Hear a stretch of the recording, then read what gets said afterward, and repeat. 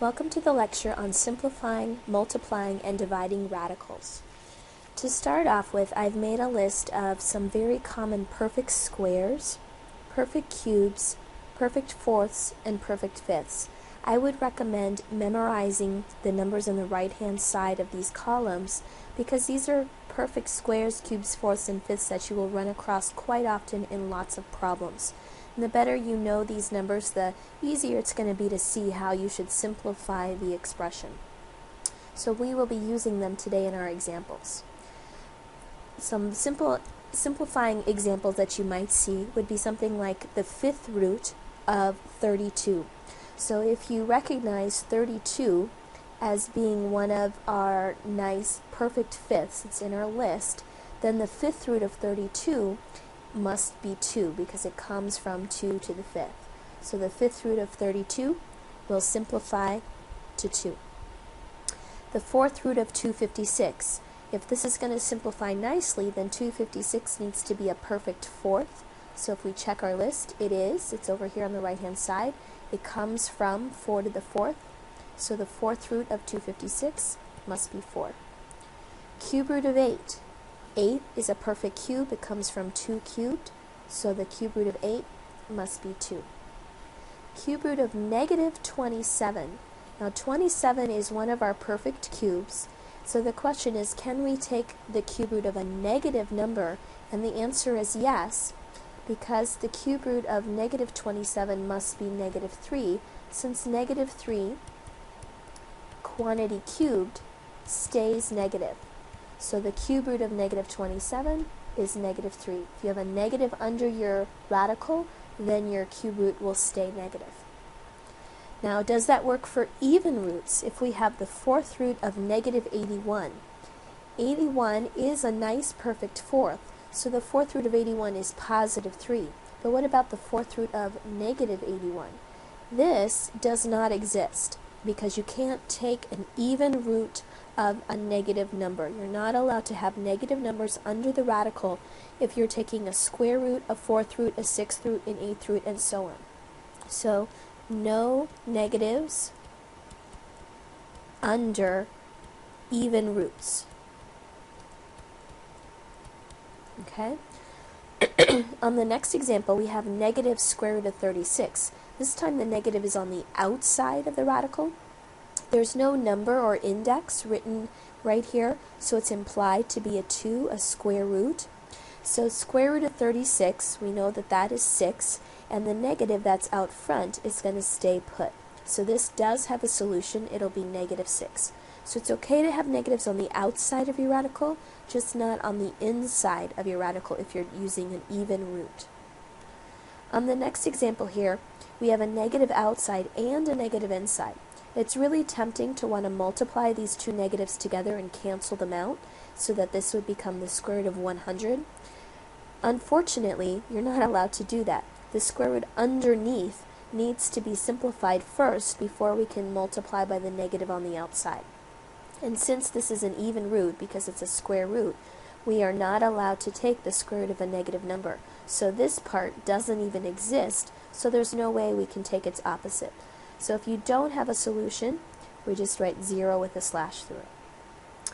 Square root of 4/9, when you have a fraction like this, just take the square root of the top number over the square root of the bottom number, and both of these are nice perfect squares. So square root of 4 is 2, square root of 9 is 3, so the answer is 2/3.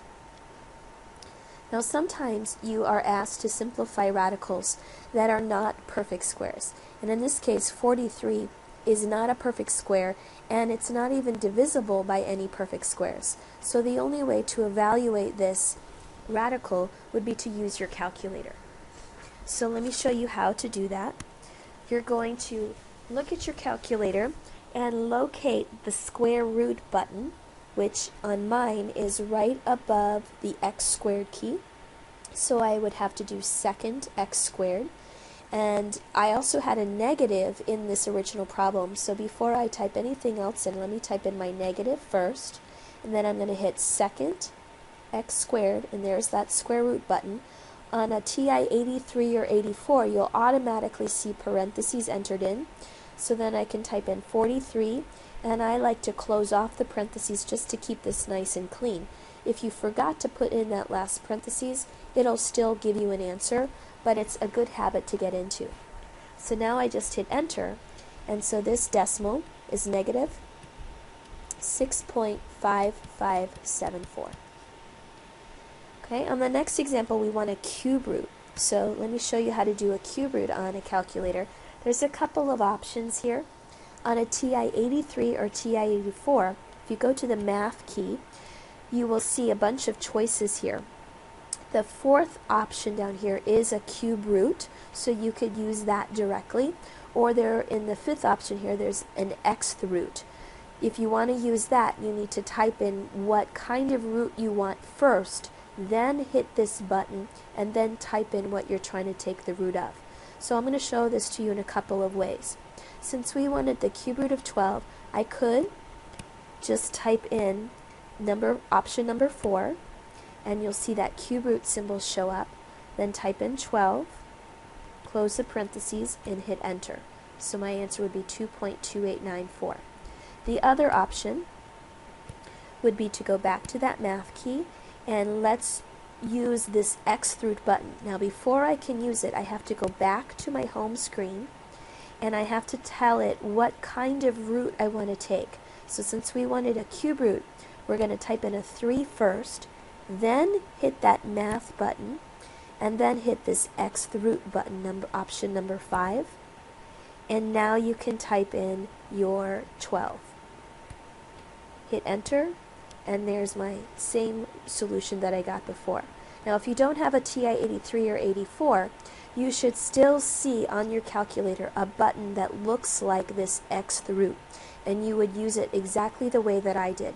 First type in 3, then hit that button that you have on your calculator, and then type in 12 and hit enter. And no matter how you do it, you should end up with that same decimal that we came up with, 2.289. So our solution, 2.2894. On these decimal approximations, I would always give at least 2 decimal places, but the more decimals you give, the more accurate your solution will be. Okay, we've talked about simplifying radicals that have numbers underneath. Well, now let's talk about how you simplify radicals where you have variables underneath. And we have, to start off with, just a basic cancellation law. And for example, if I have the square root of x squared, remember this index is a 2. So if you're taking the square root of x squared, there's cancellation that's going on between that square root and the square. They undo each other, so this reduces to just a plain old x. This would also be the case if you were doing the cube root of x cubed. As long as these two numbers match, you're going to get cancellation to just x. So the fourth root of x to the fourth would just be x, and the fifth root of x to the fifth would just be x. So the index and the power have to match, but if they do, you just get a nice x. Now what happens if they don't match? Well, let's start off with an easier example. I'm going to take a look at the square root of x to the fourth. Now down here off to the side, let's think about how we could simplify this. One option we have is to break up x to the fourth into an x squared times an x squared. So the square root of x to the fourth would be the square root of x squared times the square root of x squared. Each of these reduces by that cancellation property down to an x. So we end up with an x times an x, which is x squared. So let's see if we can see a shortcut. Since this is a square root and the index is 2, how can I go from here to here directly? Notice that you're going to take the inside power divided by the index. 4 divided by 2 gives you 2. So we're just going to divide the inside power by the index, and that'll tell us how to reduce. So the square root of x to the fourth became x squared. If we tried the square root of x to the 6, 6 divided by 2 means this is going to reduce to x cubed. If I did the cube root of x to the 6, 6 divided by 3 gives me x squared. If I do the cube root of x to the 9th, 9 divided by 3 is 3, so this would reduce to x cubed. The fourth root of x to the 16, 16 divided by 4 makes this x to the fourth. And over here, the fifth root of x to the 10, 10 divided by 5 is 2, so this would be x squared. Now I left some of these blank because in the rest of these examples, we don't get our division to come out nice and equal. So for example, if I have the square root of x cubed, how is that going to simplify? So if we show the work down here, this would be kind of the long way to do it. You could take the square root of x cubed and break it up into the square root of x squared times the square root of just an x, since x squared times x gives you x cubed. The square root of x squared cancels out to an x on the outside, but the square root of x doesn't reduce, so it's going to stay underneath. So we got an x on the outside and an x on the inside. So let's think about our shortcut and how we could come up with that answer. If you still divide the inside power by the index, 2 goes into 3 ones, that's going to be how many x's you get on the outside. But when you divide 2 into 3, notice we get a remainder of 1. That's going to be how many x's we have left over on the inside. So the quotient is how many go out, and the remainder is how many go in. So the square root of x cubed is 1x on the outside, 1x on the inside. Let's try this again with the square root of x to the fifth. If you think about 2 divided into 5, it goes in 2 times, and we get a remainder of 1. So since 2 goes into 5 twice, we're going to get 2 x's on the inside, or excuse me, the outside, but we had a remainder of 1, so we're going to have 1x left over on the inside. Okay, let's try this again with the cube root of x to the eighth. If we divide 3 into 8, it goes in twice, but we get a remainder of 2. So since 3 divides into 8 twice, we get 2 x's outside, but there was a remainder of 2, so we're going to get 2 x's inside. And don't forget to write that little 3, that index of 3, to show that this is still a cube root. So we get x squared, cube root of x squared. Okay, let's try one more of these. So if we have the fourth root of x to the 27, divide 4 into 27. 4 times 6 is 24, and that's going to give us a remainder of 3. So since 4 goes into 27 6 times, we're going to get an x to the 6 on the outside. But there was a remainder of 3, so we're going to have x cubed on the inside, and remember this is still a fourth root. So our answer is x to the 6th, fourth root of x cubed. So no matter what we have on the inside and what the index is, we're still dividing the index into the power on the inside. We'll practice that some more.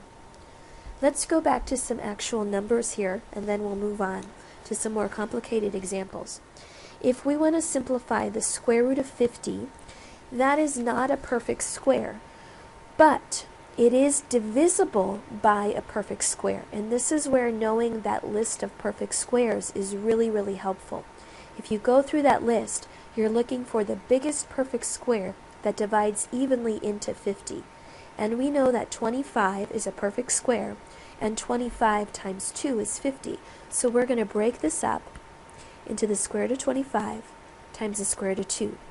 Square root of 25 reduces to 5, and square root of 2 doesn't reduce, so our solution is 5 root 2. Next, if we go to the square root of 32, again you need to think of that list of perfect squares. We need the largest perfect square that divides into 32. Now 4 is a perfect square that divides into 32, but it's not the biggest one that works. 16 is a perfect square, and 16 times 2 is 32, so we're going to break this up into the square root of 16 times the square root of 2. Square root of 16 reduces to 4, and root 2 stays root 2. On this next one, we want the cube root of 32. So we need to think about our perfect cubes. Let's go back up to our list at the very beginning. Here's our perfect cubes. Do any of these numbers divide evenly into 32? We know that 8 does, 8 times 4. So that's the number we want to use. So we're going to break this up into cube root of 8 times cube root of 4. Cube root of 8 reduces to a nice 2, and cube root of 4 stays put. Since 4 is not a perfect cube, it's not going to reduce. And there's our solution. For the last example here, we want the fourth root of 32. So we need to go back to the beginning and look at our list of perfect fourths. Do any of these numbers divide evenly into 32? 16 does. So we're going to use 16. So fourth root of 16 times fourth root of 2. But be careful here. The fourth root of 16 is not 4. Remember, in our fourth roots, the fourth root of 16 was 2, since 2 to the fourth was 16. So just be careful when you reduce here. Fourth root of 16 becomes a 2, fourth root of 2 stays put, and here's our solution. Okay, on the next examples, we're going to mix it up. So we're going to have some numbers and some variables, and we want to reduce. So if we see a problem like this, square root of 72 x squared y cubed z to the 8th, we're just going to break this up into all the perfect squares that we can. So let's start with 72. We need the largest perfect square that divides into 72. Now 9 does, so does 4, but we want the biggest one that works, so 9 times 4 is 36. 36 times 2 will be 72, and 36 is a nice perfect square.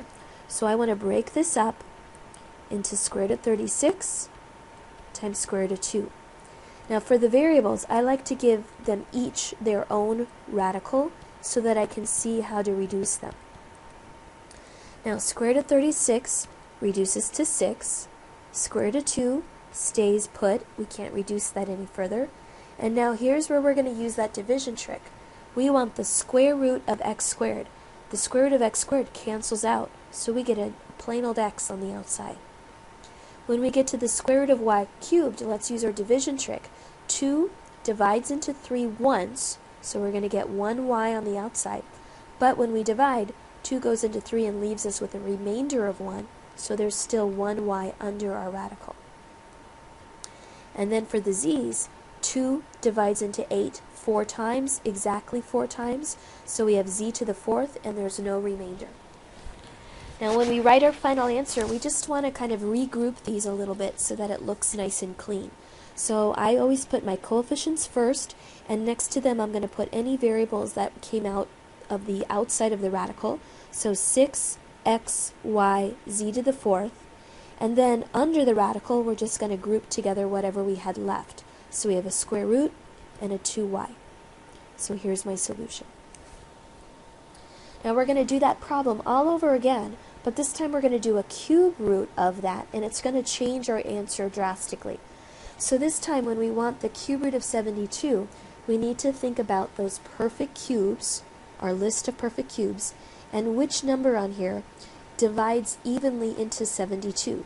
The only one that does is 8, 8 times 9. So we're going to break up 72 into the cube root of 8 times the cube root of 9, and I'm going to give each variable its own radical. And now we try to reduce. Cube root of 8 turns into a 2. 9 is not a perfect cube, so it's going to stay under the radical. Cube root of x squared, can I reduce that? No, in order to reduce a radical, you need to have at least 3 x's under the radical in order to pull any out of that cube root. And I only have 2 x's. So this cube root of x squared is already reduced. When I get to the y's, I have a cube root of y cubed. These two powers match, so we get cancellation, and this is just going to be a y on the outside. When I get to my z's, 3 divides into 8 twice. Remember our little division over here. And we also get a remainder of 2. So since 3 went into 8 twice, we get 2 z's on the outside, but we also had a remainder of 2, so we're going to have 2 z's inside left over. Now all we have to do is clean this up. So let's put our 2, our y and our z squared together. And then under that cube root, we still have a 9, an x squared, and a z squared. Make sure you write that little 3 to represent the index. Okay, let's try this again with the square root of 200 x to the 4th, y to the 8th, z to the 15th. So we're trying to think of perfect squares this time, since this is a square root. So what's the biggest perfect square that divides evenly into 200? So if we look at our list, going down the list, 100 times 2 is 200. So that's going to be our biggest perfect square that we want to use. So we're going to break this up into the square root of 100 times the square root of 2, and then we're going to give each variable its own little radical. Square root of 100 turns into 10. Square root of 2 stays put. Square root of x to the 4th, remember this is an index of 2, so 2 divides into 4 twice, and there's no remainder. When we get to the y's, 2 divides into 8 4 times, so we get y to the 4th, no remainders. And when we get to the z's, 2 goes into 15 7 times, so I will have z to the 7th on the outside, but there is going to be a remainder of 1, so we'll have 1 z left over. And then regrouping, our final answer looks like 10 x squared, y to the 4th, z to the 7th, and then under the radical I have a 2 and a z left over. Okay, and then for the same problem but now a cube root, let's go back to our perfect cubes. We're looking for the biggest perfect cube that divides evenly into 200. So if we look down our list, just using your calculator to verify, 8 times 25 is 200, so 8 does go into 200. 27 does not, 64 does not, 125 does not. If we were to go any higher, we'd be above 200. So the best one to use here would be 8. 8 times 25. So I'm going to break this up into the cube root of 8 times the cube root of 25, and then give each variable its own radical. So cube root of 8 reduces, remember this is the cube root, so cube root of 8 is 2. Cube root of 25 does not reduce. 25 is a perfect square, but it's not a perfect cube, so it's going to stay under the radical. If I look at my x's, I have 4 x's underneath. I only need 3 to be able to pull some out, so this should reduce. 3 goes into 4 once, so I'll have 1 x outside, but when I divide 3 into 4, there's a remainder of 1, so I still have 1 x left over. For the y's, 3 goes into 8 twice, so I'll get 2 y's on the outside, but there's also a remainder of 2 when I divide. Remember over here our work, so we're going to have 2 y's underneath left over. And then for the z's, 3 goes into 15 5 times, nice and evenly, so we'll get z to the 5th with no remainder. And now cleaning it up, we have a 2, an x, a y squared, and a z to the 5th, all on the outside. And under that cube root, don't forget to write your little 3, we have a 25, an x, and a y squared.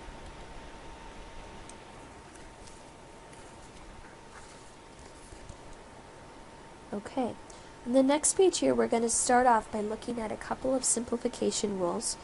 We've actually already used them already. The first one is called the product rule, and it says that if you have two radicals with the same index, so these both have to be both square roots or both cube roots or both fourth roots, or in this case both nth roots, as long as these indices match, then I can go ahead and multiply what's underneath the radicals together. The same goes for a quotient. If I have an nth root of a divided by b, as long as these two indices match, I can divide over the top and the bottom. So we have a product rule, we have a quotient rule. Does it make sense to have a sum rule? So what a sum rule would look like is if we had a square root of 4 plus 9, that would have to equal the square root of just the 4 plus the square root of just the 9. So let's see if this is really going to work. On the left side, 4 plus 9 is 13. so we would have square root of 13 on the left side. On the right side, square root of 4 reduces to a nice 2, square root of 9 reduces to a nice 3, and 2 plus 3 is 5. Well, square root of 13 does not equal to 5, so there is no sum rule. Okay, this would also be the same example for for subtraction. So there's no sum rule and there's no difference rule.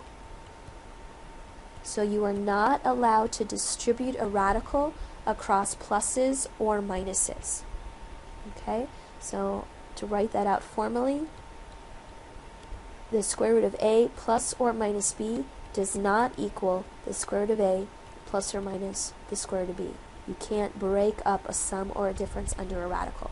Only multiplications or divisions. So let's practice some of these new rules. Square root of 2 times square root of 8. They're both square roots, so we're allowed to combine them together into a single square root by multiplying what's underneath. 2 times 8 is 16. And now you always want to reduce if you can. Square root of 16 reduces nicely because 16 is a perfect square, so we just get 4. Square root of 6 times square root of 8, they're both square roots, so we can combine these. 6 times 8 is 48, and you don't want to leave your answer under a radical if it's not reduced. So square root of 48, how do we know if that's reduced or not? We have to think about our perfect squares. Are there any perfect squares that divide evenly into 48? And the answer is yes. 4 certainly does, but there's a bigger perfect square that works, 16. 16 times 3 is 48. The square root of 16 will reduce to 4, so square root of 48 reduces to 4 root 3. Always make sure the number under your radical is not divisible by any perfect squares, otherwise your answer is not considered reduced. In the next example, we have a quotient. They're both square roots, so to help simplify this, I'm going to make one single quotient, so one single fraction, and that way I can cancel out some x's here. X squared divided by x is just x, and the y is going to stay put, and all of that is still under my radical. So all I did was cancel out those x's.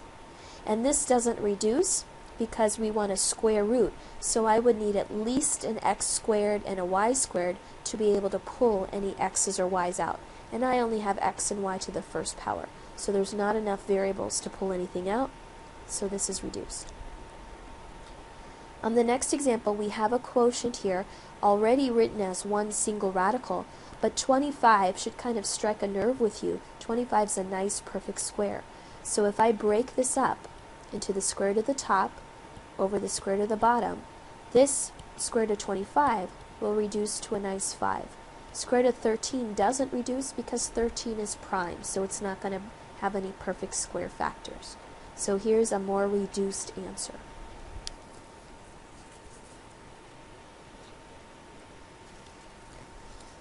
Okay, to finish off, on this next example, we have two radicals being multiplied together. They're both square roots. In a problem like this, I would always recommend that you multiply and create a single radical and sort of join together your two expressions here. So 2 times 6 is 12, x cubed times x is x to the 4th, and y times y squared is y cubed. I like to get all of my terms together into a single term and then reduce from there. To me, that's a lot easier than trying to reduce this radical, reduce this one, and then multiply. I always multiply first and then reduce. So if we have square root of 12, x to the 4th y cubed, we have to see if we can reduce that. So think about 12. Are there any perfect square factors of 12? And the answer is yes, 4 times 3. So square root of 4 times square root of 3 is how we would break it up. Then we're going to give the x to the 4th its own radical, and the y cubed its own radical, and we're going to try to reduce all of these. Square root of 4 turns into 2. Square root of 3 stays put because it's already reduced.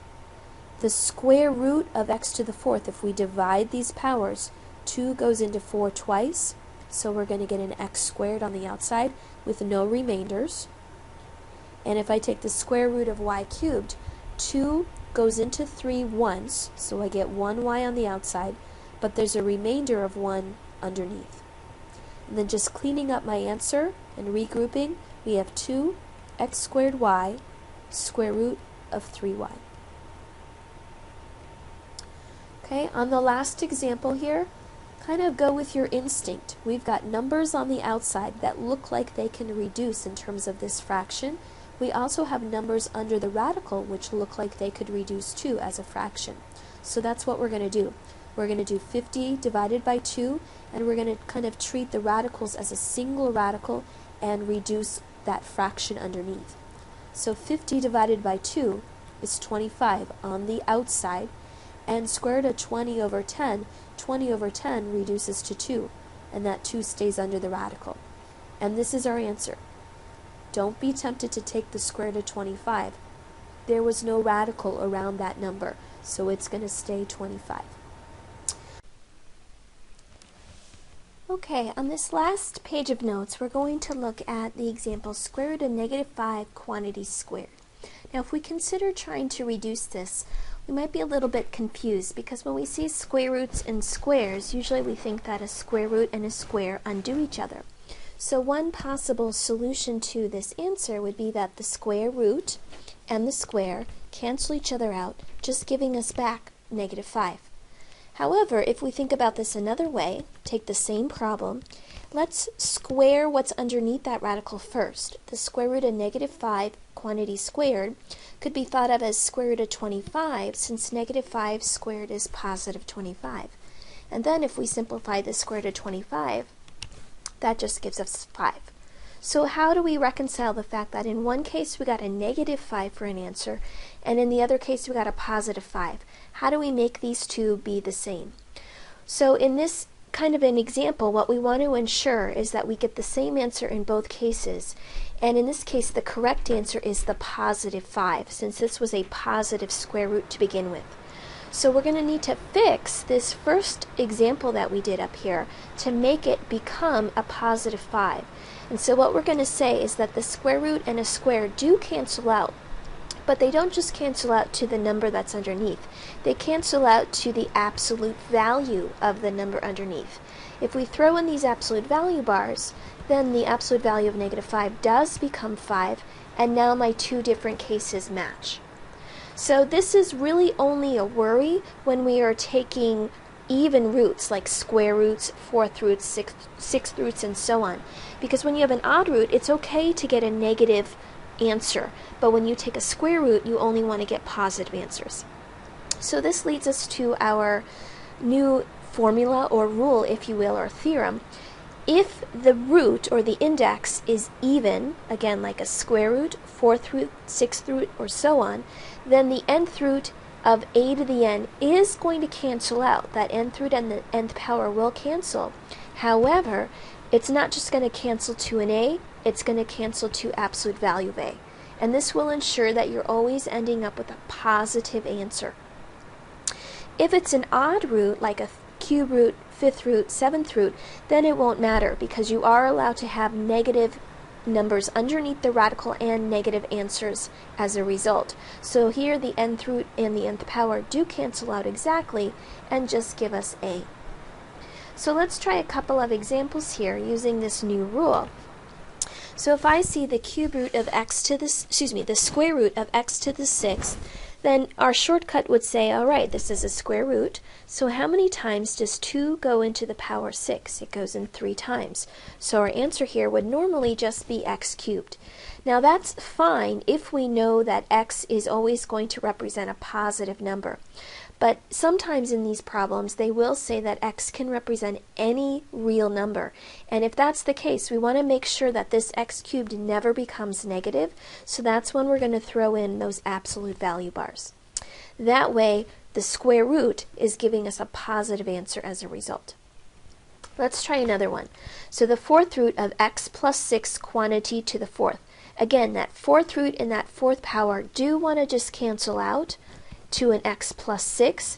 However, because this is an even root, a fourth power, we want to make sure that this is going to stay positive. So we wrap it in absolute values. For the next one, we have a cube root of -3 quantity cubed. Here, the cube root and the cube cancel out, giving us that -3. And this time, do we need to have those absolute value bars? The answer is no, because this time it's an odd root, and it's okay for an odd root to have a negative answer. So this one does not need any absolute value bars, only if it was an even root. If we have the fifth root of 7x minus 1 to the fifth power, fifth root, fifth power cancel out, giving us 7x minus 1. Do we need to have absolute value bars? No, because this is an odd root, so our answer would just stay 7x minus 1. For this one, we have square root of 36x squared. So let's do the number part first. What's the square root of 36? That becomes 6. And what's the square root of x squared? That just becomes x. However, if we're being careful, and if x can represent any positive or negative real number, we don't want to leave it like this because this was a square root, which is an even root, so we'd want to put absolute value bars around it. Now, technically, you could put the absolute value bars just around the x, since we already know that 6 is positive. Either answer would be correct. Okay, for the last one here, square root of x squared plus 6x plus 9. Now remember, you are not allowed to break this up. You can't do something like square root of x squared plus square root of 6x plus square root of 9, and then try to reduce each of these individually. That's not allowed because of the plus sign. This is not allowed. The only way to simplify a square root is to make sure that what's underneath it is completely a perfect square. And in this case, we do actually get lucky because x squared plus 6x plus 9 is a trinomial, and it does factor. We can set up our two sets in parentheses with x and x. 9 is 3 and 3, and if we make these both plus, we get that 6x in the middle. And another way to think of this is as x plus 3 quantity squared. And this is perfect because now we have the square root of a nice perfect square, so these will cancel out, giving us that x plus 3, but again, allowing for the possibility of x to be any positive or negative real number. We want to make sure that this answer stays positive since this is an even root. So we can ensure that by putting absolute value bars around our solution. Okay, that concludes our lecture on simplifying, multiplying, and dividing radicals. Good luck.